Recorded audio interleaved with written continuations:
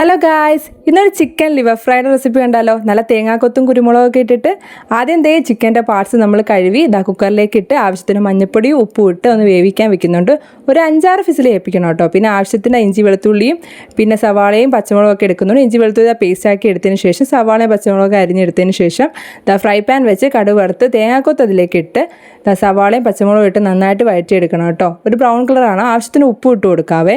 ഇന്ന് നമുക്ക് പ്രിപ്പയർ ചെയ്യാൻ അച്ഛനും ഒപ്പം ഉണ്ട്. സവാള അത് നല്ല ബ്രൗൺ കളർ ആയിട്ടുണ്ട്. ഇനി പൊടികൾ ചേർത്ത് കൊടുക്കാവേ. 2 സ്പൂൺ മുളക് പൊടി, 2 സ്പൂൺ മല്ലിപ്പൊടി. അതൊന്നിട്ട് നന്നായിട്ട് വഴറ്റിയതിന് ശേഷം ആവശ്യത്തിനുള്ള ഗരം മസാല ഇട്ട് കൊടുക്കുന്നത് 1 സ്പൂൺ ചേർത്തിട്ടുണ്ട് കേട്ടോ. പിന്നെ കുറച്ചധികം കുരുമുളക് പൊടി ഇടുന്നുണ്ട്. കുരുമുളക് പൊടി ഇടുമ്പോഴാണ് കേട്ടോ നല്ലൊരു ഫ്ലേവർ കിട്ടുന്ന ഈ ലിവർ ഫ്രൈക്ക്. പിന്നെ നമ്മൾ അതിലേക്ക് ചിക്കൻ മസാല ഇട്ട് നന്നായിട്ട് വഴറ്റിയതിന് ശേഷം നമ്മൾ വേവിച്ച് വെച്ച ലിവർ അങ്ങോട്ടേക്ക് ഇട്ട് കൊടുക്കുവാണ്. അങ്ങനെ അതും ഇട്ട് നന്നായിട്ടൊന്ന് മിക്സ് ചെയ്തതിന് ശേഷം നല്ല ഒരു മണം വരും കേട്ടോ. ആ ഒരു മണം വന്ന് നമ്മൾ അതിന് ശേഷം അതിലേക്ക് ആവശ്യത്തിന് കറിവേപ്പിലയും കൂടി ഇട്ട് സെറ്റാക്കി എടുത്തു കഴിഞ്ഞാൽ നമ്മുടെ ലിവർ ഫ്രൈ റെഡി ആയിട്ടുണ്ട് കേട്ടോ.